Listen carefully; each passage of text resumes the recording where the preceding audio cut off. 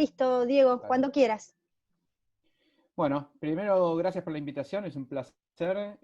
Flavio me contactó a través de alguna relación familiar que tenemos y para mí es un gusto siempre hablar en ambientes no computacionales. Lo que yo hago es ciencias de la computación aplicado a salud, entonces siempre que me piden dar alguna charla en algún ambiente no computacional lo hago con mucho placer y respeto porque justamente es uno de mis campos de aplicación y en donde yo entiendo bastante poco y que el diálogo me hace muy bien para crecer mi parte y para que la gente de salud también use lo que yo hago. Entonces, gracias por la invitación, espero que sea productivo para los dos lados.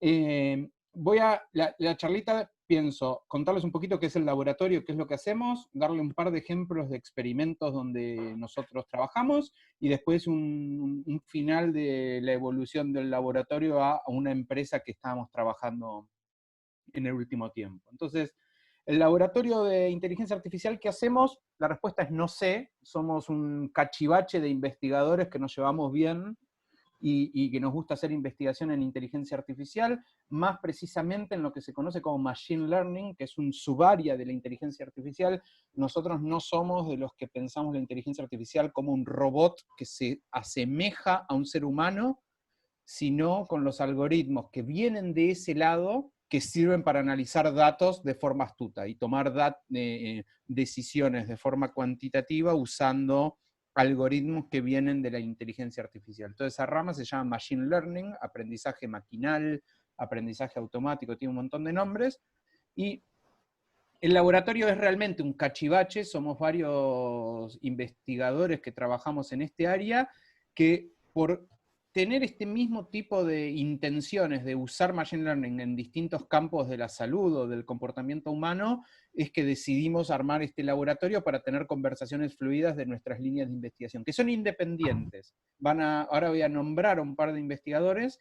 Yo no necesariamente tengo papers en colaboración con ellos, pero sí un diálogo fluido de prácticamente todas las semanas nos juntamos a conversar qué estamos haciendo. Entonces, trabajamos en cosas de psiquiatría computacional, que les voy a contar en un rato, educación con una plataforma que se llama Temoraote, que no les voy a contar, pero que hacemos con gente de la Universidad de Itela, hacemos experimentos de laboratorio con electroencefalografía, en experimentos psicofísicos clásicos, y no tanto, detección de habla, miramos el audio y tratamos de detectar patrones, por ejemplo, en la prosodia o en ver si podemos detectar emociones a partir de lo que delata el audio, no sé, cosas del estilo. No necesariamente yo trabajo en todas esas líneas, en general cada investigador tiene su foco, y lo que sí hay es una conversación muy fluida en cuáles son los métodos del estado del arte en cada una de estas subáreas que pueden servirnos de forma cruzada. Y un resumen que me gusta hacer del laboratorio es, bueno, esto es más o menos la gente que está ahora, siempre hay uno que se baja, que terminó, que se fue, que entró, que está de pasante, lo que sea, pero en principio somos dos profesores del departamento de computación, Agustín Gravano y yo, que somos los directores del día. Agustín Gravano ahora está yéndose a otra universidad acá en Buenos Aires. Y después un par de investigadores que no son docentes del departamento, pero que son investigadores con ISET, Juan Kamienkowski, Luciana Ferrer, Edgar y Facu Carrillo, y un montón de becarios y postdocs asociados a nuestras líneas de investigación. Pero lo que más me interesa de esta slide no es los nombres, sino el origen de las carreras que siguieron cada una de estas personas.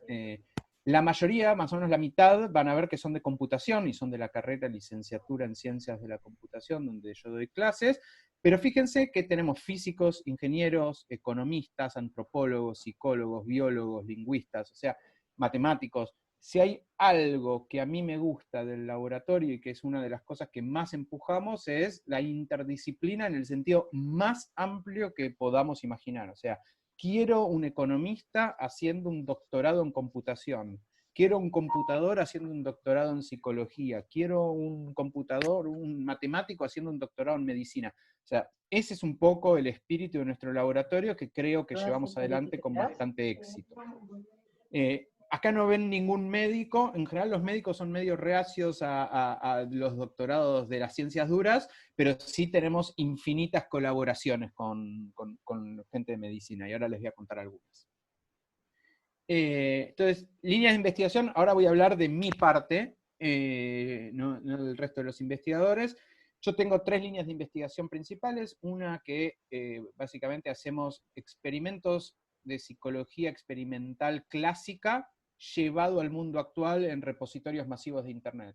Hay un montón de estudios con ajedrez hechos en laboratorio y en partidas de ajedrez, y hoy hay un montón de repositorios en Internet de ajedrez donde uno puede hacer análisis de toma de decisiones, a un montón de ese tipo de cosas. Trabajo sobre lo mismo, pero ahora en vez de ajedrez, jueguitos en donde hay interacción en equipos, por ejemplo, tipo, no sé, no conozco las edades de ustedes, ni el perfil gamer, pero en mi época era el Warcraft o el Counter-Strike o cualquiera de esos jueguitos. La idea es, si miramos repositorios públicos de esos juegos, podemos aprender cómo la gente interactúa, la gente se junta en equipo y son fieles a su equipo, o van migrando, si migran, aprenden más de la variedad, o es mejor quedarse jugando siempre con los mismos, ese tipo de experimentos, que son experimentos clásicos de la psicología experimental, que hoy se pueden hacer de forma masiva con datos de Internet. De esto era simplemente para que supieran una línea de investigación, que si después les interesa podemos pensar en que les dé un par de artículos relacionados. Después tengo un par de estudiantes y de trabajos en el temas de educación, básicamente cómo hacer para usar la computadora de forma, entre comillas, útil a la hora de jugar en niños del principio de la escolaridad, entre 5 años, jardín, y primero o segundo grado, hasta los 8 como máximo. Son unos jueguitos que entrenan ciertas habilidades cognitivas que se llaman funciones ejecutivas en esa edad temprana, y que funciona típicamente mejor en niños en situación vulnerable. Aquellos niños que faltan mucho a la escuela porque viven en condiciones, no sé, en villas que se inundan con la lluvia, o que faltan mucho a la escuela por lo que fuera, a esos niños jugar a estos jueguitos muchas veces les hace bien, porque les dan un estímulo y les entrenan ciertas habilidades que se aprendan durante esos años de vida en la escuela. No son contenidos duros tipo lengua, matemáticas, sino cosas tipo prestar atención, control inhibitorio, memoria de trabajo, cosas más de funciones ejecutivas. Y de lo que me voy a concentrar ahora es más que nada de mi línea de investigación de psiquiatría computacional. Entonces hice esta introducción de las otras cosas para que sepan que hay otras cosas dando vuelta, y si quieren me pueden preguntar, pero me voy a concentrar en lo que tiene más aplicación al campo de la salud, que es psiquiatría computacional. Así que vamos con eso. Entonces, hay una charla que di, ya ni me acuerdo hace cuánto, ahora un año más o menos, que me gusta porque trae una idea que el título se lo robé a uno con el que estuve charlando cuando terminé de dar la charla, que es, yo voy a hablar ahora de psiquiatría y voy a hablar de algoritmos que tratan de extraer a partir del texto, del discurso, características psiquiátricas que pueden ser utilizados para mejorar los diagnósticos. Y voy a contar el origen de este trabajo, y van a ver que tiene cosas de antropología, cosas de detección, de consumo de drogas, y un poco de diagnóstico. Entonces, la conciencia del pasado en el sentido de hagamos algo retrospectivo, veamos cómo los escritos pudieron habernos ayudado, cómo por ejemplo, una intoxicación por drogas afecta hoy el discurso y podemos detectarlo, o incluso en pacientes que todavía no tienen los síntomas a flor de piel, es posible detectarles los síntomas sutiles, los prodromos a futuro. Así que por eso la conciencia del pasado, presente y futuro. Entonces, ¿cuál es la problemática principal en la computación detrás de este problema? El problema en sí es detectar patrones psiquiátricos o algo que nos ayude en el diagnóstico, que puede ser neurológico o psiquiátrico, a partir del texto. Entonces, vamos a empezar con un experimentito, y Flavio, te voy a usar de sujeto experimental, ya que sos la persona de confianza. Entonces, si tenemos una línea numérica, una recta numérica, con el 0 a la izquierda y el 10 a la derecha, ¿dónde ubicarías el 5? ¿Está ahí Flavio o lo perdí? Perdón que estaba muteado. Perfecto, ¿Dónde ubicaría el 5? En la mitad, pues. Imagino que... perfecto. Esta es fácil. Del 10 al 5, fácil. Dale, Bien. dale. Y ahora vamos con el 1 y el 100. ¿Dónde ubicarías el 23? Y muy complicado, pero elegiría una cuarta parte, lo dividiría en 4 y lo pondría más cerca del primero, digamos. Perfecto, buenísimo. Es la respuesta que necesitaba, exactamente. Si uno tiene que ubicar el 23 en esta recta numérica, uno está tentado a decir, bueno, 23 más o menos un cuarto, pongo un cuarto y lo corro un cachito para la izquierda, y chao. En esa decisión que tomaste hay un montón de supuestos que estamos dando y que nadie se pregunta, pero que es que, por ejemplo, que los números estarían uniformemente distribuidos en esta recta. Y eso no es necesariamente Espera, cierto. Diego, No que solamente alguien, que silencien. Alguien está con el. A ver, espera y ahí. Flavio lo Silvana. dejó prendido. A ver, Silvana. A ver. No sé quién está. Silencien los micrófonos, por favor. No estoy viendo quién está con el micrófono abierto. A ver, alguien que está como en la calle, parece. Espérame un segundo, estoy investigando quién es. A ver. Diego, acá. Jessica Gisper, ahí está, ya la muteé. Ya está, Perfecto. sí, perdón.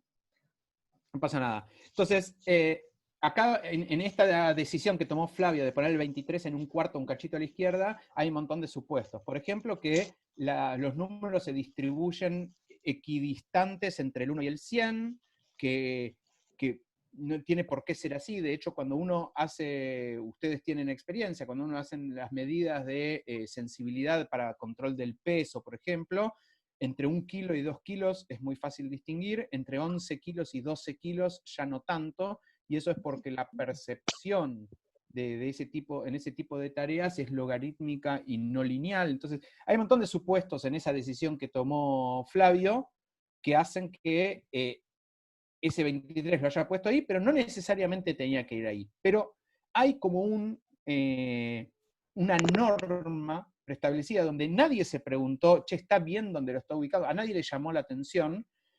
Tenemos una métrica bien definida, estándar para todo el mundo, básicamente. Y eso hace fácil que cuando uno quiera trabajar con números, uno pueda medir distancias. Yo puedo medir la distancia entre el 1 y el 23, entre el 23 y el 100 y ubicarlo donde corresponde. Y nadie dudó en dónde había que ubicarlo. Pero ¿qué pasó ahora con las palabras? Ahora yo quiero hacer esto mismo con el discurso. A mí me gustaría decir, esta persona está desvariando, esta persona está hablando más sobre su madre que lo que típicamente habla la media, o tiene una incoherencia discursiva mayor a lo habitual, no sé, lo que uno quisiera decir. Ahora, ¿cómo hago para decir más o menos que no sea por una cuestión de intuitiva ganada con la experiencia por un médico psiquiatra bien preparado? Entonces, el desafío es ese. En esta recta, que ya no es numérica, sino de palabras, donde tengo mucho a la izquierda y poco a la derecha, ¿dónde ubico abundante? Y acá empezamos a dudar, y lo pongo en la mitad. No, abundante es más mucho que poco. Bueno, lo pongo en 3/4. Bueno, ¿cuánto? Más cerca, menos. Entonces, ese es el gran desafío que la computación tiene, ¿no? Cómo llevar del mundo de las palabras a un mundo como la recta numérica, en donde uno pueda medir distancias. Y esto imagínense ahora que entre mucho, poco y abundante uno más o menos lo podría resolver, y más o menos uno podría ir qué sé yo, uno podría hacer una encuesta con un montón de gente y calcular el promedio, pero ahora tenemos un montón de categorías. En este caso tenemos mucho, poco arriba a la izquierda, frutas arriba a la derecha, colores abajo a la derecha, y partes de la cara del cuerpo humano abajo a la izquierda, y aparece una palabra y ¿dónde lo ubico? Y blanco es un color y no tiene mucha ambigüedad, lo meto abajo a la derecha. Mandarina, y son frutas, lo pongo ahí. ¿Y qué pasa si ya aparece una palabra que no tiene nada que ver con estas? Democracia, por ejemplo. La pongo en el medio, ¿es central democracia? Bueno, también podría pensar en un eje, no sé si me están viendo a mí la cara con la camarita, pero en un eje así tridimensional que va, y entonces democracia se va de este plano en donde ubico estas palabras y aparece un eje nuevo. Y así puedo ir agregando categorías a Piacere, y siempre va a aparecer una coordenada. Entonces, esta es la parte que quiero que me crean, la computación ha logrado, a partir de datos sacados de Internet, en particular, por ejemplo, Wikipedia, artículos de Wikipedia, generar estos mapas semánticos, métricos, en donde uno puede medir la distancia entre palabras. Uno puede medir la distancia entre democracia y amarillo, entre mucho y logaritmo, entre manzana y pie. Y eso me devuelve un número bien definido en donde palabras que estén cerca en nuestra idea, están cerca en esa matriz que se arma a partir de técnicas computacionales. El nombre de esas técnicas computacionales es word embedding, embebido de palabras, o algo por el estilo. ¿Bien? Que es básicamente llevar del mundo de las palabras al mundo de los vectores. Entonces ahora le voy a contar algunas aplicaciones de esto. Más o menos 2011, Google sacó un paper muy lindo en donde básicamente abrió la estadística de uso de palabras a lo largo de toda la historia de la literatura moderna, desde el 1800 en adelante. Entonces, uno puede decir, decime cuántas veces aparece la palabra hambre en la literatura en español desde el 1800, y ¡rum! Aparece la curva. Entonces uno puede hacer investigación sobre la literatura. Y si uno piensa en la literatura como una medida indirecta de la conciencia social de ese momento, uno puede hacer este tipo de análisis que les estoy proponiendo a lo largo de la historia. Y eso fue exactamente lo que hicimos. Hay un psicólogo estadounidense, Julian Jaynes, muy controversial, que habla acerca de una teoría de que en la época axial, alrededor de 400 a.C., hubo un cambio muy fuerte en la evolución cultural, en la conciencia, en cómo los seres humanos se escuchaban a ellos mismos, empujado principalmente por la escritura y la lectura y la evolución del lenguaje, en donde a partir de ese momento hubo una introspección creciente, justamente debido a que los seres humanos empezaron a poder leerse y pensar sobre lo que habían pensado, la mismísima definición de introspección. Entonces, esta es una teoría del psicólogo que la hizo a nivel cualitativo, es un tipo muy estudioso de la historia, entonces leyó los libros y dijo, yo leo características de la literatura que muestran una evolución de la introspección a lo largo de la historia creciente que está de acuerdo con mi teoría acerca del cambio cultural a partir de la época axial. Muy lindo, pero tiene un montón de hipótesis duras que cambió el cerebro, un montón de detalles por lo cual mucha gente lo odia, pero la hipótesis es muy interesante. Entonces lo que nosotros hicimos para poner a prueba estas técnicas computacionales de movernos del mundo de las palabras al mundo de los vectores fue, bueno, ¿podremos verificar la teoría de este tipo de Julian Jaynes? ¿Podremos ver si la introspección cambió a lo largo de la historia? Entonces, eso básicamente es lo que está tratando de medir, es la conciencia del momento en el 400 a.C. y en el 1800 con los libros de Google y después en el 2000 con lo que esté hoy público. ¿Puedo medir cómo cambió la cantidad de introspección en la literatura, que sería una medida indirecta de cómo la sociedad funcionaba en esa época?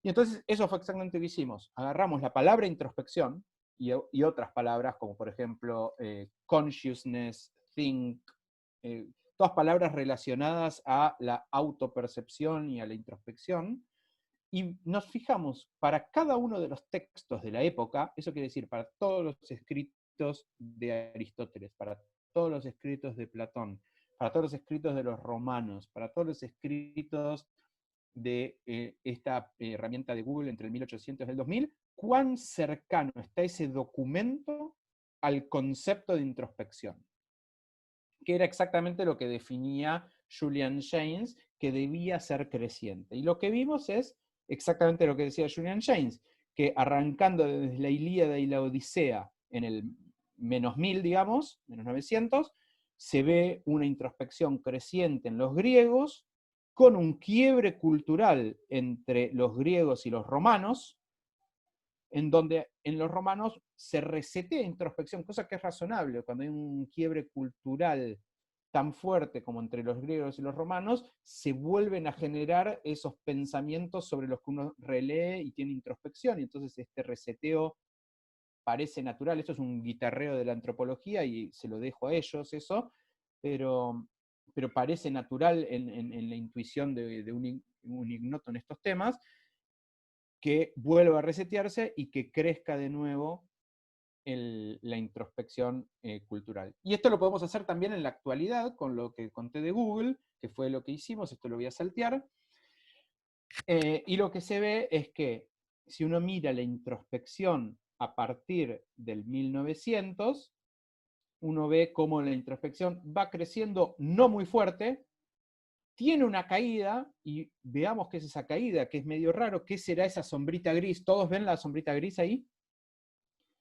Si uno mira qué es la Sí, se sombrita ve. gris, acá, Sí, sí. adivinen qué es, qué pasó en esa sombrita gris. Bueno, es la Primera Guerra Mundial. Exactamente, la Primera Guerra Mundial. O sea, hay un crecimiento de la introspección, empieza a bajar, ¡pum!, viene la guerra. Esa baja en la introspección puede ser debido a dos cosas. En esas guerras hubo mucha quema de libros y mucha proscripción a escritores, entonces tranquilamente podría ser que se esté reflejando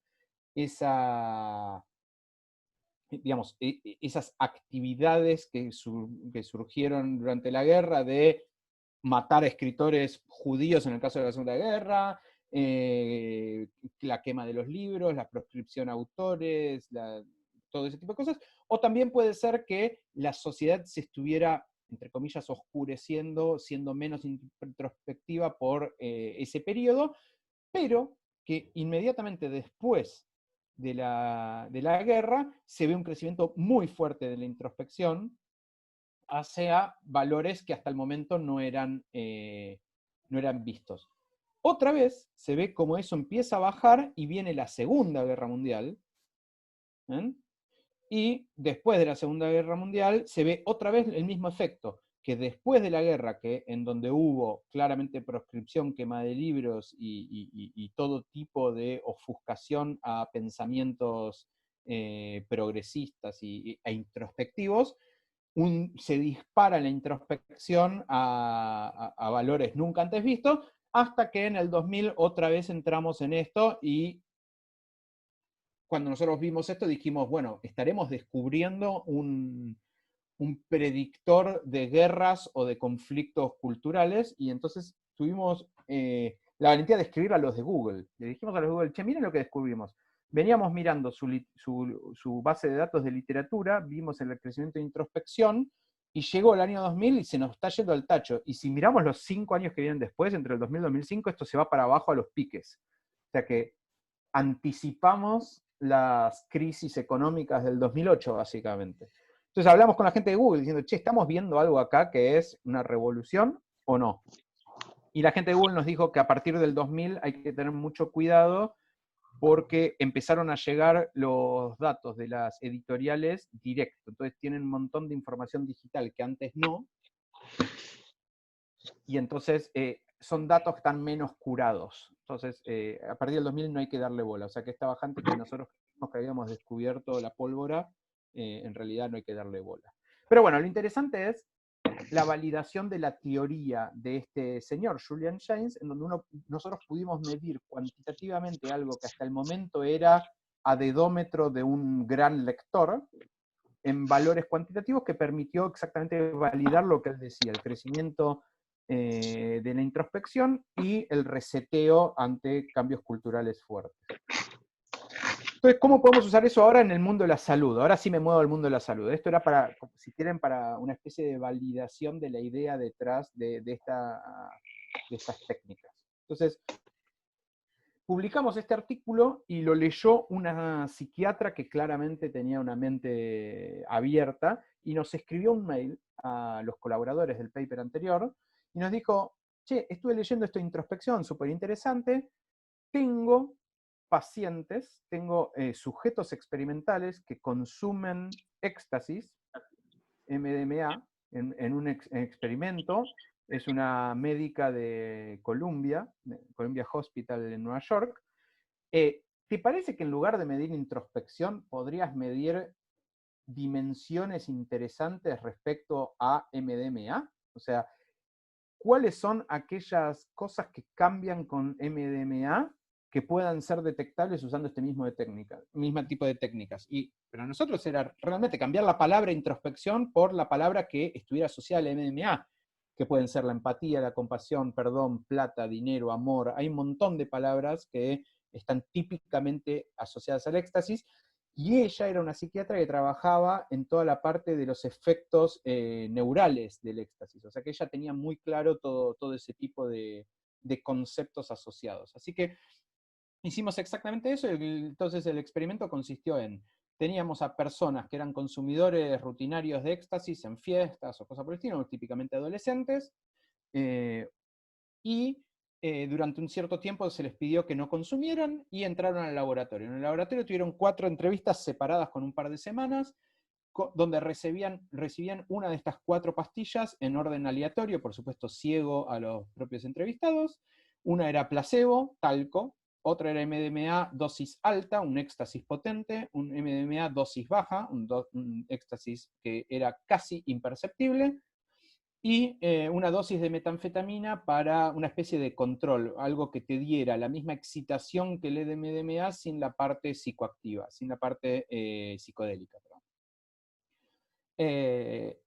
Un experimento digno de un comité de ética. Yo no sé cómo hicieron para probar esto y cómo harían hoy para probar esto, pero bueno, tenían los datos, nos lo dieron, y el experimento consistía en que después del tiempo considerable de haber tomado esa pastilla, se le hacía una entrevista a estas personas diciéndole, bueno, contame algo de un ser querido, de una de las personas que más quieras en tu vida. Entonces era un discurso emotivo, y la pregunta es, en ese discurso emotivo, ¿puedo detectar dentro del mapa semántico hacia dónde se está moviendo? ¿Puedo detectar que en el caso de éxtasis dosis alta se está moviendo en un sector de más empatía que en el caso de placebo?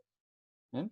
Y eso fue exactamente lo que hicimos. Entonces medimos para empathy, rapport, compassion, support, friend, intimacy, y no importa los números y no importa el tecnicismo acá matemático, lo que hicimos fue, calculamos todas estas cosas y los metimos en los algoritmos estos de clasificación del mundo de Machine Learning. ¿Bien? Y no hicimos nada raro más que usar lo que viene off the shelf en cualquier programa de Machine Learning de computación clásico. MATLAB, R, Stats, o sea, cualquiera que tenga algún conocimiento técnico puede usar estas herramientas. Y entonces hicimos exactamente eso. ¿Podemos clasificar, distinguir entre un discurso de éxtasis contra un discurso de placebo, un discurso de metanfetamina contra uno de éxtasis? Y la respuesta fue, éxtasis dosis alta, MDMA, lo puedo distinguir contra placebo y contra metanfetamina muy bien. O sea, una moneda, un mono, detectaría el 50% de las veces. Fuimos capaces de detectar alrededor del 90, 85%, 88, 84, depende de cada uno. Cuando nos vamos al resto, placebo contra metanfetamina, dosis alta contra dosis baja, metanfetamina contra dosis baja o placebo contra dosis baja, ya somos un mono, ya ahí no podemos detectar prácticamente nada. Eso quiere decir, en dosis alta, el cambio en el mapa semántico que recorre el discurso cuando a la persona se le pide que hable sobre un ser querido es detectable desde esta técnica de ir a buscar conceptos abstractos en el discurso. ¿Se entiende hasta ahí? ¿Quieren hacer una pausa y hacerme alguna pregunta? No, se entiende perfecto. No sé si alguien quiere hacer alguna pregunta, chicos, que levante la mano. Ahí está. Irene Ostropolsky. Sí. ¿Qué tal, Diego?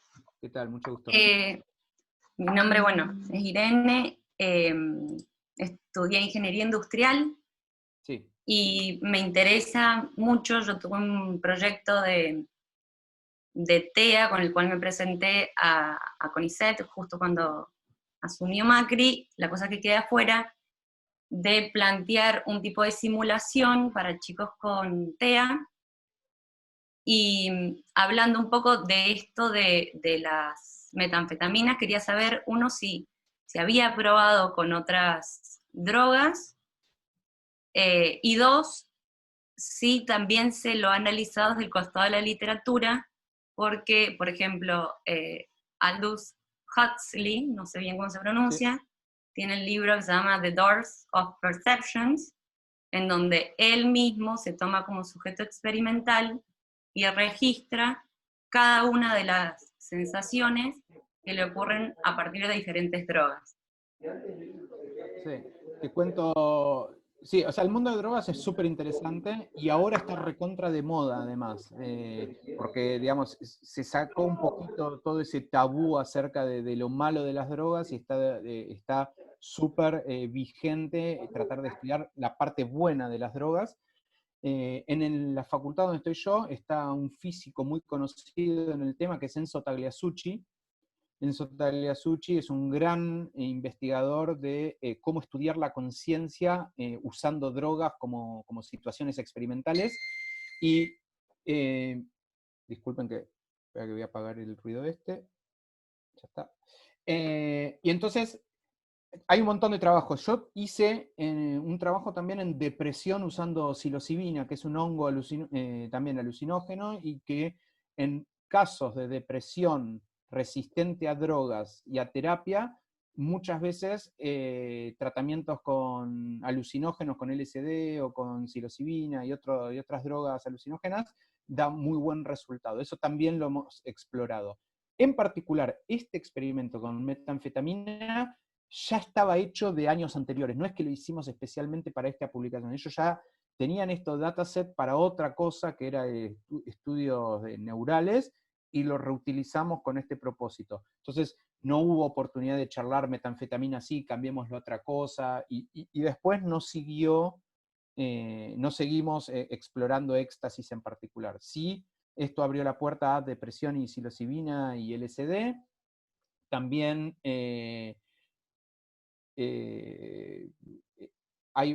Enzo tiene un montón de papers con drogas y estamos trabajando hay una página web que se llama Erowid, pueden chusmearla, que es donde la gente cuenta, dicho rápido, viajes con distintas drogas. Y es gente que se droga bien en el sentido de que sabe lo que está tomando y que son muy tomadores de todo tipo de drogas. Y entonces hay relatos de, bueno, no sé, querés escuchar viajes de cocaína, andá y lee, querés escuchar viajes de heroína, andá y lee. O sea, tenés un montón de descripciones de un montón de drogas que sería imposible hacer un experimento, y ahí están los relatos, y te dicen, sí, me clavé un popper y entonces tuve un viaje de tal y cual forma. Entonces tenemos un paper que estamos escribiendo sobre el análisis discursivo a partir de la droga que declara haber tomado, pero es un experimento no controlado, es la gente por sus propios medios declarando en este repositorio web de viajes por drogas. ¿Y las O sea, posibles es un campo que está... patologías psicológicas que pueden disparar? Bueno, eso sí está... Hay un montón de... Ahora con esto de que se sacó un poquito el tabú de las drogas, no mucho, pero un poco, hay un montón de estudios acerca de la parte mala, por lo cual siempre fue tabú las drogas, ¿no?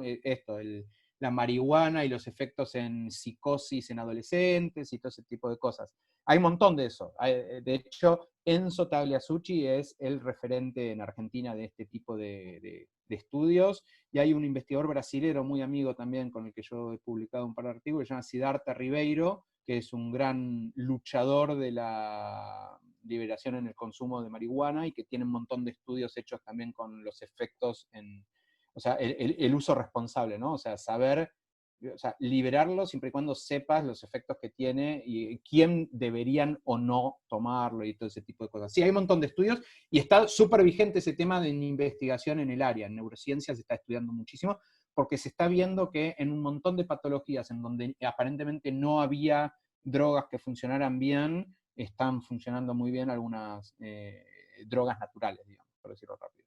O incluso sintéticas, ¿no? Como el LSD. Pero sí, no es mi súper especialidad esto, ¿no? O sea, yo sí la parte del análisis de texto, yo nunca me concentré en drogas. O sea, esto tuve la suerte de recibir este dataset, pero no es que yo me focalicé en el uso de drogas para los análisis de texto. Sigo y después seguimos con las preguntas. Dale, sí, sigamos con las preguntas, vayan poniéndolas y las hacemos al final. Igual no falta tanto, ¿eh? No falta tanto, Ok, que bueno. la idea era dejar bastante tiempo para las preguntas. Ok, dale. Entonces, les conté de la conciencia del pasado, con esto de introspección y a lo largo de la historia, les conté esto de la conciencia del presente, o sea, cómo una droga puede afectar el campo semántico que recorre una persona cuando se le consulta, por ejemplo, por un ser querido.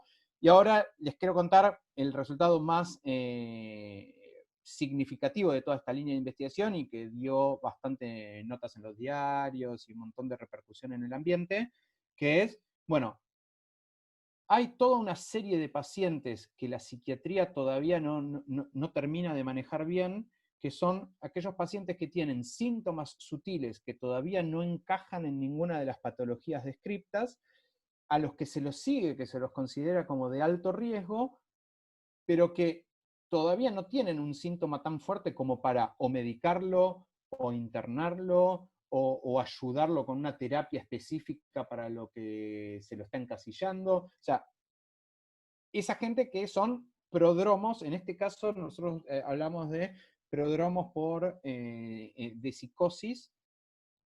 Entonces, una vez que publicamos esto del éxtasis, la vecina de oficina de esta chica Jill en Columbia Hospital era una psiquiatra y trabajaba con prodromos esquizofrénicos, o sea, potenciales esquizofrénicos, y tenía el problema de que las escalas que se usan para declarar a estos prodromos, fíjense que estos prodromos son gente que tiene síntomas leves que todavía no son considerados esquizofrénicos, entonces no los tratan como esquizofrénicos, los siguen nada más. Entonces, y el problema que están teniendo es que esas escalas andan muy mal.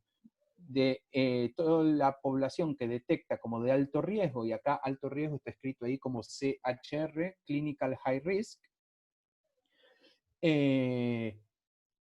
solo el 30% termina efectivamente teniendo alguna de las patologías con un brote psicótico que la entrevista esta intenta detectar. Entonces hay un 70% de personas que tienen síntomas leves, que son etiquetados como posibles esquizofrénicos, que eso no es moco de pavo, ni para la familia, ni para el chico típicamente que es etiquetado con esto, y que el 70% de las veces está mal. El 70% de las veces tiene esos síntomas, pero no termina evolucionando en una esquizofrenia y termina siendo un sujeto que en realidad no fue esquizofrénico, no fue bipolar, no fue psicótico, no fue nada. O sea, tuvo esos síntomas y nada más.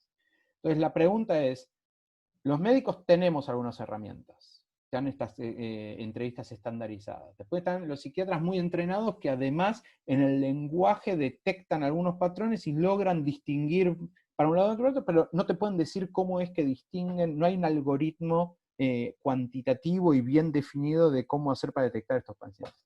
¿Podremos hacer algo que a partir del discurso ayude a los psiquiatras a separar estos que son los clinical high risk, los que se van a convertir, como se llama en la jerga psiquiátrica de estos pacientes, los que se van a convertir y tener una psicosis, de aquellos que no se van a convertir y no desarrollan psicosis? Entonces, ese fue un poquito el desafío que nos plantearon, y acá voy a hacer un disclaimer.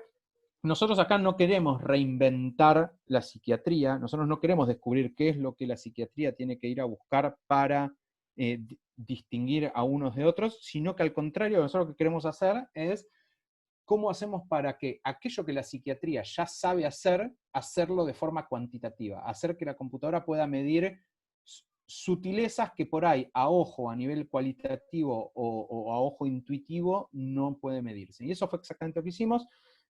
Con los psiquiatras tuvimos un montón de reuniones hasta que llegamos que lo que teníamos que hacer era medir la coherencia del discurso. Entonces, a los pacientes que entraban en esta maquinaria de consulta psiquiátrica por potencial psicosis, además se les hacía una entrevista y a esa entrevista la íbamos a analizar con nuestros algoritmos de lenguaje a ver si encontrábamos algún índice de coherencia del discurso que ayudara a los médicos a separar. Entonces nos armamos una base de datos de 34 pacientes que en la entrevista estandarizada se declaraban como de alto riesgo. Además estaba esta entrevista abierta y esos pacientes fueron seguidos por 2.5 años, 2 años y medio. Si dentro de estos 2 años y medio tuvieron un brote psicótico, son convertidos. Si no tuvieron un brote psicótico, no son convertidos. Y como era de esperar, con esta entrevista estandarizada de estos 34, solo se convirtieron 5 pacientes. Fíjense, hubo 29 pacientes que estuvieron declarados de alto riesgo, etiquetados como vos sos potencial esquizofrénico, que en realidad tenían síntomas sutiles, pero que no desarrollaron ningún tipo de patología de este estilo. Bueno, hicimos eso, y ahora voy a contar el detalle del algoritmo, no de forma técnica, y lo que logramos encontrar es que midiendo la coherencia del discurso usando nuestra técnica, que ahora voy a contar, fuimos capaces de separar a esos 5 perfectamente, que es lo que se ve en este gráfico a la derecha. Los puntitos rojos son los convertidos, los puntitos azules los no convertidos, y lo que se ve es que esta caja engloba perfectamente a los no convertidos y deja fuera a los convertidos. O sea, hay un rango de atributos del lenguaje que describen muy bien a una población, entre comillas, normal, que no va a evolucionar a psicosis, que si caes por afuera, podría ser un índice más que los psiquiatras miren para tener en cuenta esto y declarar de riesgo o no a los pacientes. Y hago otro disclaimer más. Acá dice clasificación perfecta, nos dio 100% de resultado. Esto es está mal decirlo, está mal declararlo, está mal prometer 100%, pero el disclaimer son solo 5 casos. Es un dataset extremadamente chiquito donde pudimos validar esta idea, y lo único que quiere decir esto es, hay información valiosa, el discurso se puede extraer con la computadora y puede llegar a ayudar a los psiquiatras. ¿Cuánto puede llegar a ayudar? Este 100% no hay que darle mucha bola, y de hecho repetimos este experimento, que es otra publicación que tuvimos el año pasado, en donde validamos esto en otro centro, o sea, fue un estudio multicéntrico, y la precisión bajó a 75-80%, que igual sigue siendo muchísimo más que este 30% que típicamente tiene las entrevistas estandarizadas. Bueno, ¿y cuál es el truquito de lo que hacemos? Entonces, le voy a contar, tratando de ser lo menos técnico posible, cómo es que llegamos a medir estas sutilezas que los médicos no están viendo, los psiquiatras no logran medir en la coherencia del discurso. Entonces, básicamente tenemos, ¿ustedes ven el cursor de mi mouse? Sí, perfecto. Si lo muevo. Sí, se Buenísimo. ve perfecto. Entonces, tenemos la entrevista que se le hizo al paciente. ¿Ven? La tenemos transcripta, puede ser oral, grabada y después transcripta por alguien, o de forma automática por Google Translate o lo que sea. Podemos separarlas en frases, eso es fácil. Buscamos los puntos y separamos. Entonces tenemos ahora el archivo Word del discurso del paciente separado por frases. Las frases es fácil separarlo en palabras, separamos con espacios. Y ahora, igual que como les conté lo de introspección, e igual que lo que les conté lo de éxtasis, yo puedo transformar del mundo de las palabras al mundo de los vectores. Cada palabra se convierte en un vector en una dimensión gigante, en donde si aparece perro y gato van a estar más o menos parecidos, porque son animales de la misma, son animales domésticos, urbanos, etc. Si aparece algoritmo y, no sé, rojo, va a estar en direcciones muy opuestas. ¿Vale? Entonces, este mundo de vectores no piensa en un vector en 2 dimensiones, sino, o sea, en un plano que podemos dibujar, sino que estas cosas típicamente tienen 300 dimensiones, o sea, es inimaginable desde el punto de vista visual. ¿Vale?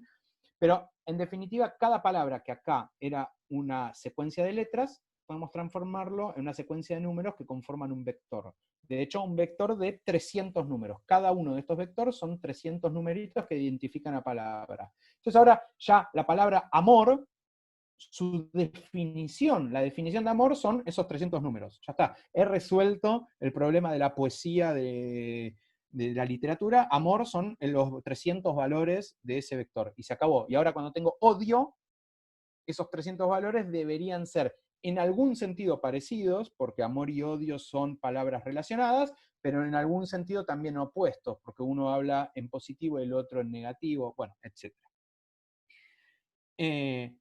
La cuestión es que ahora tengo las frases convertidas a vectores y ahora puedo hacer toda la matemática que se me ocurra. En particular puedo calcular, por ejemplo, el promedio por frase. Y entonces, si ahora puedo calcular el promedio por frase, puedo también calcular hacia dónde apunta una frase y hacia dónde apunta la siguiente. Y entonces la coherencia discursiva se termina traduciendo en cuánto cambia la dirección de una frase entre frases consecutivas. Si yo vengo hablando de fútbol, mejor que la próxima frase hable de fútbol, o de lo que hice después de fútbol, o cosas por el estilo. ¿Ven? Entonces, eso es lo que nosotros llamamos coherencia, y es lo que logramos medir de una forma cuantitativa recontra precisa. Y eso fue lo que sirvió para poder distinguir a estos 5 pacientes. Entonces, eso como resumen de la parte de psiquiatría, y les quiero contar, voy a cerrar con hacia dónde vamos con todo esto. Psicología experimental y educación, ya se los dije antes. Psiquiatría computacional, esto explotó el año pasado, el anteaño, era unos 2 años, y hay un montón de grupos de investigación haciendo este tipo de investigaciones. Eso quiere decir agarrar experimentos clásicos de la neurociencia, de la psiquiatría, de la neurología, y agregarle una entrevista al paciente, en el caso que se pueda, y el análisis cuantitativo de texto de esa entrevista. Y entonces aparecieron un montón de estudios con depresión, con drogas, esto que me preguntabas vos, Irene, hace un ratito, es trabajo en curso. En FLENI, por ejemplo, estamos haciendo un estudio con TEC, usan TEC para depresivos, terapia electroconvulsiva, y entonces lo que hacemos es entrevistas antes y después de cada sesión de TEC, y tratamos de ver cómo va cambiando el gradiente de valencia emocional en el texto a medida que se van aplicando las técnicas de TEC. Todo esto es trabajo en progreso, todavía no está publicado ni nada. O sea, estamos viendo si efectivamente podemos hacer eso. Entonces, ese es un camino hacia donde vamos. También estamos viendo si podemos hacer esto mismo que hicimos con texto en imágenes. ¿Podremos detectar patrones en las imágenes? Como los psicólogos, los psicoanalistas hacían, bueno, dibujamos una casa y después miraban si dibujaba el humito en la chimenea o no. Bueno, ¿podremos cuantificar eso? ¿Podremos realmente a partir del dibujo de pacientes detectar, por ejemplo, vibraciones en el lápiz, o estilos de dibujo, si se tuerce izquierda, derecha y todo eso, darle una especie de diccionario de palabras de los dibujos que permitan correlacionarlo contra distintos diagnósticos?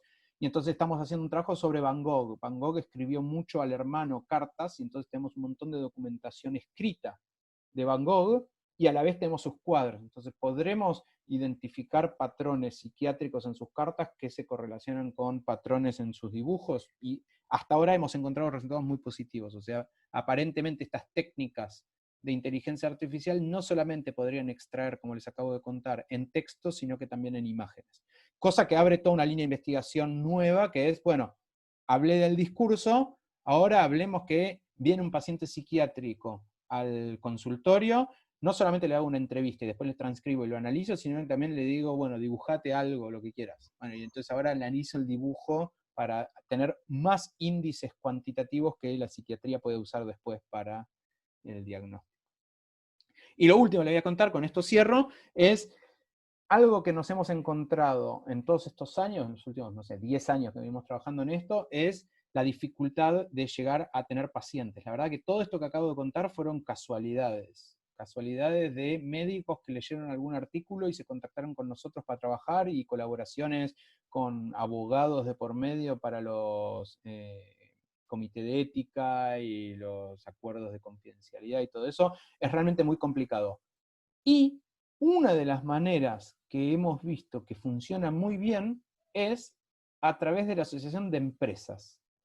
El mundo de la medicina, los centros médicos, los hospitales, no tienen tantas trabas para trabajar cuando hay una empresa detrás que ofrece un servicio. Es decir, salir un poco de la exploración estrictamente académica, en donde todo es prototipo, y convertir eso en productos que pueden andar bien o no tanto, pero que se venden o se entregan gratis, no importa, pero a través de una empresa. Como que eso pareció mucho más adecuado, y así estamos entrando muchísimo mejor en distintos centros médicos. En Fleni, en el Hospital de Clínicas, bueno, un montón de centros, en Chile también, que la creación de empresas fue una de las maneras que encontramos para poder tener acceso a pacientes y a experimentos de más. Y entonces voy a contar una experiencia de estas, que es en Telay. Entonces, les conté todo lo de texto, pero también les conté que estamos trabajando en imágenes. Entonces, en Telay PIC se concentra en particular en imágenes. Lo que hacemos es exactamente lo que les acabo de contar en psiquiatría, pero ahora en neurología. A un neurólogo que está estudiando a un paciente con esclerosis múltiple, le llega una resonancia magnética a un paciente y tiene que decidir si las lesiones se agrandaron o se achicaron respecto a la resonancia anterior. Eso típicamente lo hacen a ojo, muchas veces los radiólogos con el mouse señalan una lesión y lo miden. Bueno, todo eso es un trabajo muy complejo. Hoy la computadora lo puede hacer muy bien. Entonces, en TelaiPIC básicamente hace eso. Nos conectamos al servidor del centro médico, o sea, no es que hay que instalar algo en la computadora del médico, qué sé yo, y lo que hacemos es que al médico que va a hacer el informe, además de llegarle la resonancia magnética, le llegue un PDF o un informe asociado a esa resonancia magnética con un montón de datos cuantitativos que puede usar para hacer el informe. Entonces ya no tiene que pasarse con el mouse segmentando lesiones o áreas del cerebro, sino que en realidad puede dedicarse a leer esa información y sacar un diagnóstico. Por ejemplo, tiene atrofia prefrontal y entonces eso es coherente con bla, bla, bla, que fuera. ¿Bien? ¿Cómo se ve eso? El reporte, este es un reporte viejo, pero no importa. Se ve de este estilo, o sea, se ven gráficos donde tenemos bases de datos normativas, y entonces mostramos el paciente dónde cae dentro de esa base de datos normativas. Tenemos distintas... ¿Cómo? Ah. Y tenemos distintas partes del cerebro que se miden, y entonces medimos esta persona en esas áreas particulares, cómo está ubicado, para ver si tiene atrofia o más chico o más grande. Se muestran unos ejemplos de dónde habría que ir a mirar con más detalle y cosas por el estilo. Y esto está funcionando en un montón de centros, y de hecho hemos logrado que la ANMAT genere una normativa para poder aprobar empresas que se dedican a la inteligencia artificial con la aplicación a salud para el soporte diagnóstico. ¿Ven? Esto no es aplicaciones para el paciente final, sino para que médicos puedan usarlo como soporte. Y lo hemos aprobado para neurología, para screening de mama y para radiografía de tórax. Y creo que con esto termino. Algunos desafíos es, todo esto fue muy complejo desde el punto de vista regulatorio legal, por eso les digo que esta forma de transferencia a empresas, las empresas con los centros, fue mucho más fácil que hacerlo a través de universidades. Imagínense estas discusiones regulatorias con los abogados de la Universidad de Buenos Aires, se vuelve absolutamente imposible. Y el gran desafío es, nosotros hoy en día el mundo de inteligencia artificial hace modelos y corrige cómo segmenta y todo esto en tiempos de días, y la normativa regulatoria estamos hablando de meses. Entonces ahí hay un montón de desafíos que tiene que ver con la actualización de los modelos y de qué es lo que es capaz de hacer la computadora, y por otro lado, de cuáles son los datos que la computadora usa y de las restricciones que ponen las normativas. La normativa, por ejemplo, habla de anonimización, y acá cuento, este es un paper que salió hace poquito, el año pasado, que habla que si vos me das una resonancia magnética anonimizada, a partir del perfil facial puede detectar quién es. O sea, no importa que no me des ni un solo dato, con el perfil facial yo te puedo decir, esta persona es de esta base de datos de 100.000 personas, esta y no otra. Entonces, la palabra anonimización es muy compleja, no es sencilla. Para terminar, y esta sí, última slide, un resumen de lo que hacemos en el labo y de los lugares en donde podríamos llegar a colaborar con prácticamente cualquier otra disciplina por fuera de computaciones. Nosotros nos interesan productos del pensamiento humano, tanto desde el punto de vista académico como neurocientífico, como desde el punto de vista médico, como es psiquiatría, neurología o psicología, psicoanálisis incluso.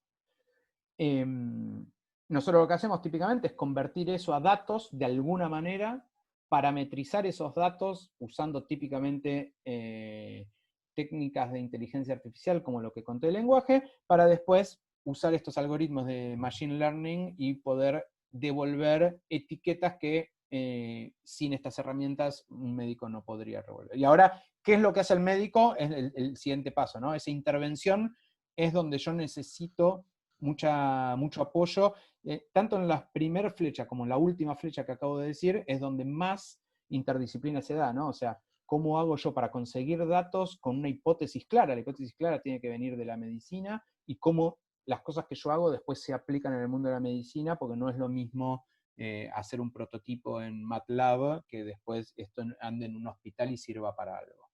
Así que con eso cierro y muchas gracias. Bueno, gracias Diego, excelente presentación. Ahora vamos a pasar, ahí hay algunas preguntas pendientes. Hay una que sí me voy a tomar el atrevimiento de empezar y me dio curiosidad. Cuando vos me decís que la inteligencia artificial y estos recursos o estas herramientas las están aplicando en imágenes, me suena mucho más compro más, ¿eh? O sea, sí, porque la sensibilidad del ojo no alcanza de ninguna manera los píxeles o cambios que se puedan dar en una resonancia magnética, por ejemplo. Entonces, en una mamografía, en una resonancia, eso te lo compro más. Ahora me cuesta, la pregunta es si han hecho alguna comparación en el análisis del discurso, como vos lo mostraste recién, entre distintos tipos socioculturales. ¿Eso te modifica el resultado? Porque la riqueza del lenguaje ahí debería ser una variable que vos tendrías que ajustar, me parece, ¿no? Está perfecto lo que decís, y es una de las cosas que estamos investigando. Estamos escribiendo un paper justamente con un dataset chileno, con médicos chilenos, un dataset argentino, con médicos argentinos, hindúes, ingleses, franceses y de Estados Unidos. O sea, un dataset multicéntrico, en serio, multicultural, para medir exactamente todo lo que decís. Sorprendentemente, te anticipo que anda mejor las técnicas cuantitativas computacionales que la experiencia del psiquiatra, para medir coherencia discursiva, no para diagnosticar. Fíjate que yo nunca hablé de diagnóstico. No. De eso, y me parece que en eso, esto de la coherencia discursiva, yo la transpolaría a la sensibilidad del ojo en el manejo de esos píxeles. Así, te diría que exactamente. Así, te lo haría como analogía total. Pero en el diagnóstico, creo que esto puede ser, vos lo dijiste bien, y me parece que es importantísimo recalcarlo, que es una herramienta más que ayudaría mucho a los diagnósticos, pero que por sí de hecho nosotros no devolvemos diagnósticos, o sea, ni en la parte académica cuando hacemos proyectos de investigación, ni en la parte empresarial. Las cosas de imágenes no devuelven el diagnóstico, devuelven la tabla de cuantificación de áreas del cerebro. Ahora, si eso es una atrofia prefrontal parkinsoniana, no sé, yo no tengo la menor idea. Claro, exactamente, sí. ¿Querés sacar la presentación así nos vemos? A ver si alguno quiere... Dale, perfecto. Sí, coincido ahí. Cuando me mostrabas lo del análisis del discurso, dije, todos tenemos modos distintos, ¿no? ¿Qué sé yo? En Chile, pero funciona, es sorprendentemente bien. Claro, hay modismos que digo, cómo se vuelven análogos, ¿no? Para poder hacer una homogeneización de esas palabras y que vayan y se genere un vector con un sentido. Por eso ahí tiene la coherencia y tendrás que seguramente seleccionar palabras que sean las adecuadas, ¿no? Ahí está el desafío. Vamos a las preguntas. También hay que tener en cuenta que justamente esos modismos, digamos, algunas patologías están descritas como que tienen base neural. Si eso es verdad, algunas patologías, si eso es verdad, los modismos deberían ser un ruido en la señal, ¿no? Depende porque qué. Si es neural... Sí, depende. Bueno, sí, depende qué. Si vos me decís una ecolalia, te la creo. Pero si es una palabra como si yo te digo el lugar donde venden botellas, botillería, no es, ¿me entendés? O sea, son dos cosas distintas, ¿no? En ese sentido. Mirá, Matías, vamos a hacer las preguntas. ¿Cuál fue la encuesta? ¿En el chat? Sí, Irene. Discúlpame, quería agregar, yo estoy muy ligada a la psiquiatría por interés y por cuestiones personales, y siempre lo que le reclamo a la psiquiatría, que a diferencia como ponen ahí en cardiología, es que vos en psiquiatría no tenés un electrocardiograma, no tenés una resonancia, no tenés nada que te diga, mirá, acá estás, esto es lo que tenés. Entonces, desde hace tiempo que vengo buscando una herramienta para darle al psiquiatra, digamos, de soporte, como si te dijera, porque vos como paciente tenés que creer en la palabra del psiquiatra. Sí, bueno, eso fue un poco exactamente lo que fuimos a atacar, ¿no? O sea, es que el psiquiatra se ocupe de dar el diagnóstico, dejarnos a nosotros ocuparnos de medir la incoherencia del discurso. Vuelvo a Es un decir, poco, hacer el valor, de enfocar el valor de esto como una herramienta que suma a esto que claro. decís, Irene, que le va a dar mucho más. A ver, muchas cosas nosotros los médicos podemos definirlas desde el diagnóstico clínico, pero mucho mejor nos va cuando tenemos una herramienta que nos puede demostrar lo que nosotros estamos diciendo. ¿Sí? Eso Sí, claro. Exacto. En genética es así. Te digo, yo soy genetista y hay cosas que son obvias desde la clínica, pero que el paciente está mucho más tranquilo cuando vos se lo demostrás con una prueba, una herramienta, un estudio, que ya está validando lo que vos decís. En ese sentido es que creo que enriquece los diagnósticos. Y sí, por ejemplo, cuando te dan medicación psiquiátrica, ¿cómo sabes si funciona, no funciona? Bueno, eso es algo que estamos haciendo. O sea, no conté todas las cosas, pero estamos haciendo seguimiento de tratamiento dosajes. Dosajes también mucho más precisos en la medicación. Hay una empresa yankee que está haciendo unos tratamientos contra depresión usando LSD en dosis muy baja, prácticamente imperceptible, y está haciendo unos clinical trials.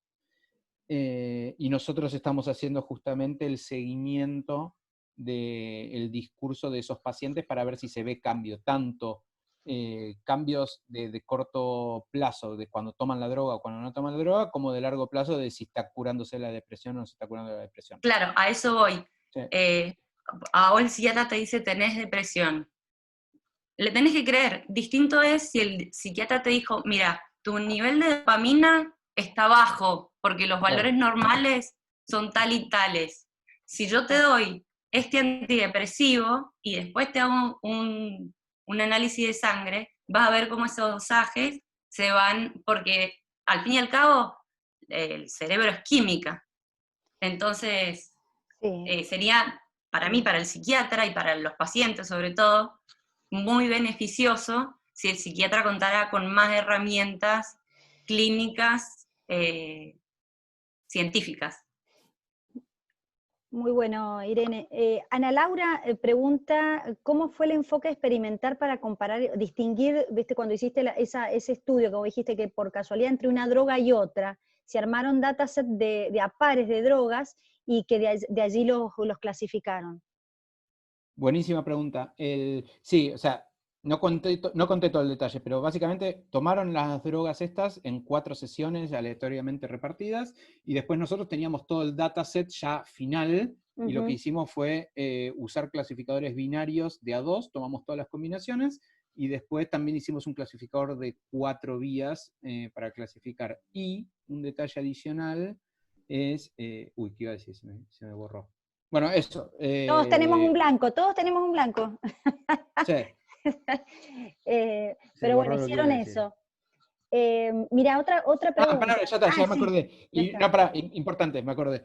Y comparamos intrapaciente, o sea, el discurso de un paciente bajo el estado drogado contra el mismo paciente con el discurso no drogado. Porque cosas que me han preguntado, imagínate cuando en estas charlas, cuando hablo de drogas, se copan todos a hacer un montón de preguntas, es un tema muy llamador, y entonces una pregunta que me han dicho es, bueno, ¿podés modificar los detectores de alcoholismo que usa la policía para detectar en la calle por imagínate, te para la policía un sábado a las 3 de la mañana de que saliste del boliche y te dice, bueno, hablame que quiero ver si estás drogado, ¿no? Entonces, nosotros en este estudio particular lo que hacemos es, hay un cambio respecto a tu umbral basal. Ese es en realidad el resultado correcto, ¿no? O sea, para el mismo paciente tenemos el placebo y tenemos el drogado. Y podemos distinguir el drogado del placebo, pero si tenemos el placebo no podemos con una muestra del discurso decidir si es drogado o no drogado. Bien, acá hay otra Así que pregunta. buenísima esa pregunta. Matías Papini pregunta si definieron, ¿te acordás los vectores, esas dimensiones, esas 300 dimensiones? Ah, sí, es un... ¿Cómo eso, definieron esas eso, 300? Y si tiene algún ejemplo de esas dimensiones. Es sí, biotecnólogo. es así. Hay un montón de técnicas. Esto nació en los 90. 1990 es uno de los primeros papers que salió de esto, de que se llama Word Embeddings. Y la forma que se hace es, agarrás Wikipedia, y separás, te armás una matriz, a ver, voy a tratar de explicarlo fácil, una matriz donde las filas son todas las palabras que aparecen en Wikipedia, todas, sin excepción. Y arriba va el documento 1 de Wikipedia, documento 2 de Wikipedia, documento 3, hasta todos los documentos de Wikipedia. Y ponés la cantidad de veces que aparece cada palabra en cada documento. Esa matriz está llena de ceros. La gran mayoría son ceros. ¿Ven? Pero cada tanto una palabra apareció mucho. En el artículo de la definición de gato en Wikipedia aparecerá la palabra gato y un montón de palabras asociadas con gato, y todas las otras están en cero. ¿Sí? Ahora, esa matriz es de más o menos, para que se den una idea, 10 millones de columnas por 100.000 palabras. Más o menos el diccionario de Wikipedia está en 100.000, 300.000 palabras, y más o menos 10 millones de documentos. Ahora, para achicar eso se usa una técnica matemática, no importa cuál, se llama el Singular Value Decomposition, no importa. Y se transforma a una matriz más chiquita. ¿Cuánto más chiquita? Es algo que hay que decir a ojo. ¿Ven? Bueno, hay un estudio de los años 90, 92, 94, qué sé yo, de una de las investigadoras más importantes de este área, que mostró que en el orden de 300 dimensiones, cuando achicás esa matriz, es donde mejor anda las pruebas que se hacen para ver si palabras que están asociadas tienen vectores parecidos. ¿Se entendió? O sea, traté de ser lo menos técnico posible. No, pero se entendió. Sí, se entendió, se entendió. Entonces, esas 300 dimensiones no es que son elegidas con categorías definidas por personas, sino que es esta reducción de la matriz.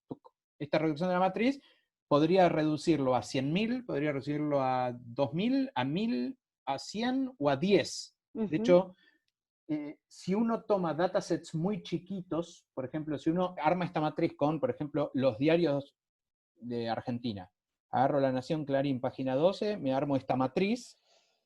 300 dimensiones es un montón, porque los diarios tienen contenido muy dirigido, entonces 300 dimensiones es muchísimo. En general, típicamente lo tenés que achicar a ponerle 10 dimensiones. Pero eso te lo da las pruebas que hay que hacer para ver si la matriz que te da final funciona en alguna batería de tests que hay que hacer. Perfecto. Mira, acá hay dos preguntas del doctor Alexander Sáenz que se corresponde bastante con la de nuestro oncólogo, el doctor Jorge Hidalgo. Alexander hace otorrino, y él pregunta sobre el análisis por Machine Learning, el uso de escalas, cuestionarios multidimensionales para ver la calidad de vida para una tesis que está haciendo en calidad de vida, si es posible aplicarlo. Y Jorge Hidalgo, Machine Learning, pero aplicada en oncología. Bien, dice, más terrenal, dice.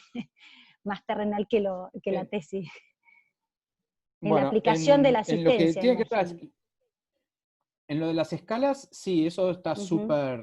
o sea, hay toda una línea de investigación en el mundo de Machine Learning que es cómo hacer para tomar la salida de estas entrevistas estandarizadas en donde se sacan estas escalas y cómo eso se puede usar para la toma de decisiones.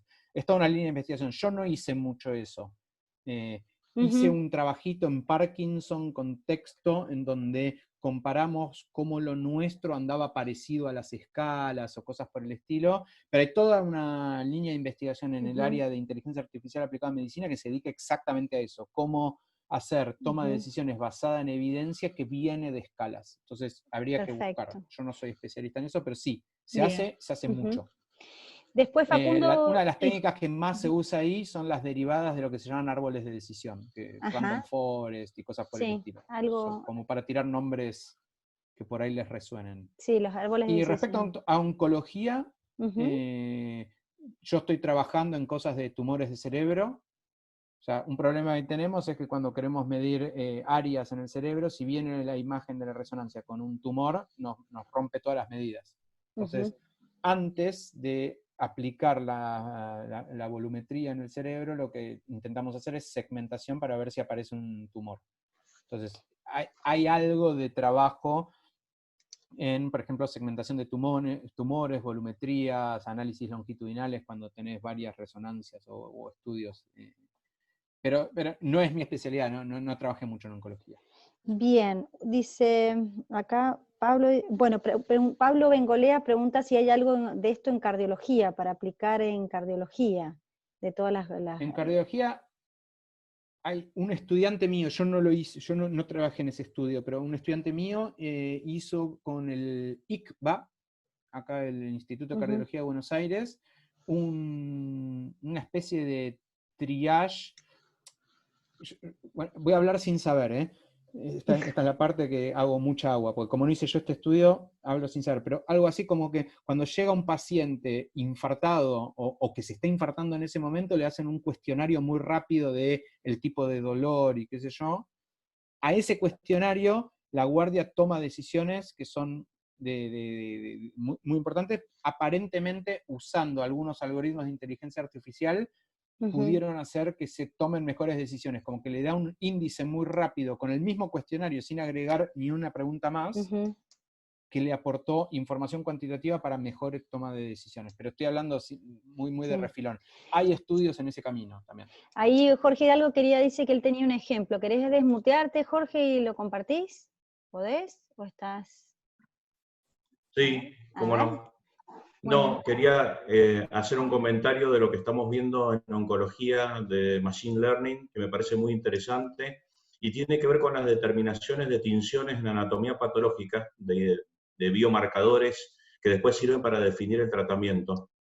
Y en ese aspecto lo que hacen es que aprendan con las imágenes contrastadas con un grupo de expertos, y yo vengo viendo un marcador específico que se llama Ki67, que es una especie de marcador de velocidad de proliferación del cáncer de mama, y lleva ya unos 3 años de trabajo y ahora ya está publicado con resultados de más de 90% de certeza, no solamente que sean reproducibles y consistentes, sino también de certeza, superando a grupos de expertos.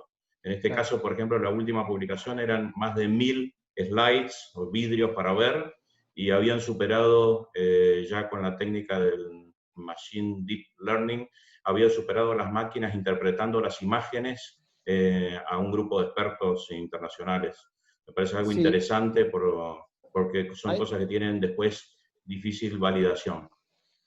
Sí. Hay un estudio muy bueno que es uno de los primeros de este estilo que estás diciendo en dermatología, que también la rompieron, hicieron no sé cuántas miles de fotos y agarraron a expertos y les dio que el algoritmo de Deep Learning tenía una sensibilidad y una especificidad mejor que la de los médicos. Sí, hay un paper que se llama exactamente así, Dermatologist Level Deep Learning for no sé cuánto, sí. O sea, hay un montón de estas. Yo en dermatología no me metí, leí el paper ese porque es súper interesante, y en oncología sé que se están haciendo cosas, pero nunca he trabajado en esas áreas.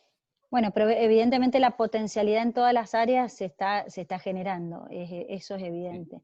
Ahí te voy a hacer unos comentarios. Yo hago una salvedad acá que siempre me gusta hacer, que es que está lejos de ser algo absolutamente productivo, médico, clínico, de uso. O sea, todavía hay que agarrarlo con pinzas. Hace poco salió un paper de Google no me acuerdo si era radiografía de tórax, que era espectacular. Google haciendo el mejor detector de radiografía de tórax, y cuando lo metieron en un hospital anduvo mal. Y era lo mejor de lo mejor. Tenía todas las medidas espectaculares. O sea, todavía hay un camino para recorrer desde el campo académico y los resultados de las tablas de sensibilidad y especificidad a algo utilizable para los médicos puedan hacer su trabajo mejor y más rápido. Me gusta mucho esa reflexión, porque a veces los grupos de investigación creen que la transferencia, la práctica habitual de la medicina es mucho más sencilla de lo que en realidad es. Y nos ven a veces a nosotros los médicos muy reticentes en adoptar algunas cosas, pero nosotros tenemos que tener en cuenta la seguridad del paciente y lo que estamos haciendo. Entonces, a veces somos un poco rigurosos y desconfiados, los médicos clínicos, ¿no? Facundo Pérez dice, Pablo también dijo estos dos comentarios que me parecen interesantes compartirlos con vos. Pablo, que es cardiólogo, dice, la incertidumbre es parte de la misma medicina, un poco lo que estaban hablando como herramienta. Al paciente no le queda otra cosa que creernos en el diagnóstico, y a nosotros muchas veces no nos queda otra cosa que creer en sus síntomas. Y la doctora Di Lorenzo, que es clínica, comenta que para ella considera que es fascinante, te felicita por la charla, y dice que el riesgo de estas herramientas es requerir objetivar absolutamente todo con un examen complementario y confiar cada vez menos en el criterio clínico. O sea, es que hay estudios y hay papers que también hablan de la intuición médica, que también la tenemos que tener en cuenta. Los médicos con el tiempo también adquirimos algo de intuición y y la experiencia, basada en la experiencia de los pacientes que vemos. Ramiro Brenot pregunta si hay información acerca de esclerodermia múltiple en estos temas. Si conoces algo. Sí, esclerosis múltiple yo trabajé mucho en lo que es segmentación, sí, ahí tenemos muchos avances. Bien. Hacemos volumetría, la volumetría es... Tenemos un estudio que está bueno, que agarramos a 3 radiólogos y les hicimos segmentar varios volúmenes completos, unas resonancias volumétricas tremendas, pobres nos odiaron los radiólogos, lesión por lesión. Sí. Y lo que se ve se condice con lo que está publicado típicamente en las revistas de radiología, que es que el índice de solapamiento de lo que se demarca como lesión entre radiólogos está entre el 60 y el 70%. O sea, el hacer la segmentación de las lesiones para un radiólogo es un trabajo muy costoso, que al principio se hace bastante bien y que va decayendo con la atención porque se cansan, eso es algo que se ve también un montón, y que entonces cuando comparás entre radiólogos tenés un 60-70% de solapamiento. Entonces lo que nosotros mostramos es que, primero, nuestro sistema obviamente no se cansa, y que coincide en arriba del 90% con un radiólogo promedio de esos 3 radiólogos. O sea que eventualmente uno podría llegar a reemplazar lo que es la segmentación de las lesiones, y que entonces el trabajo del radiólogo sea mucho más agradable, que esa parte no la tenga que hacer. Perfecto. Y que después obviamente eso impacta directo en esclerosis múltiple, porque después en esclerosis múltiple justamente podés hacer todas las mediciones volumétricas de lesiones. Exacto. Por eso yo creo que el potencial, o lo que más se va a acercar en la inmediatez, o sea, en un futuro más cercano, es la imagen. Creo que en eso nuestro ojo, y aparte cuando nos vamos poniendo más grandes, nuestra sensibilidad va cayendo, y la rigurosidad que tiene la tecnología es muy difícil. Esto de la repetición con la misma calidad es muy difícil que sea comparada, que la mantengamos nosotros los seres humanos con respecto a una máquina. Eso yo creo que es indudable que va a ser una herramienta ultra necesaria. Bueno, todo el mundo te agradece, un bioquímico de nuestro hospital dice que existe todas estas herramientas en algunos uranálisis y hemogramas que aplican este tipo de trazabilidad, me imagino que se refiere. Y lo que me extraña acá es que el doctor Albarracín no haya hecho ninguna pregunta, lo cual lo obligo... Le doy miedo. No sé, parece que quiere quedar bien con la familia. En realidad iba justamente a intervenir para decir que por favor no usemos más de Diego, que están llegando a las 13:30, y la verdad que ha sido fantástico, muchísimo feedback, Diego, y seguramente vas a tener mucho más feedback posterior. Yo, a los que me pidan, te voy a permitir que me permitas que te escriban. Ahí en la presentación dejé escrito el mail, que por ahí no llegaron a anotarla, pero pasen mi mail a todos. Dale, no perfecto. Bueno, todos te están agradeciendo. Después, Irene, vos querías hacer una pregunta, después en todo caso se la haces por mail, que es sobre Neuralink, unos datos que quiere preguntar, pero en todo caso, para no, adhiriendo lo que dice un poco Flavio, y no prolongar más el tiempo. Yo la verdad que en lo personal, como parte del hospital universitario y todos los que formamos parte, veo mucho de nuestros compañeros del hospital, te agradezco muchísimo que hayas querido participar. Siempre es muy bueno compartir con distintas áreas y saber que, bueno, que la interdisciplina es el camino del futuro, ¿no? Eso es lo que yo pienso, Sí, sumar. del presente, ya está. Es lo Sí. que, ya, me he Sí, vuelto pero atrás de para un futuro mucho mejor, porque es lo que sin necesitamos. duda. Así que muchísimas gracias, Diego. Y gracias a todos los que participaron. Hemos tenido más de 50 participantes en algunos momentos, así que ha generado mucha expectativa. Así que, bueno, a Muchas cuidarse gracias mucho. a ustedes por la invitación. Bueno. Gracias, Diego. Gracias por la invitación y espero que se repita. Sí, y a lo mejor alguna la haces acá. Dale, Pronto. con gusto. Ya estuvimos hablando con Flavio al respecto. Es el desafío, sí, sí. Bueno, todas felicitaciones. Así que felicitaciones, Diego, te mandan todas cosas buenas. Así que muchísimas gracias. Muy interesante todo. Chao, muchas gracias. Adiós. Nos vemos. Chao.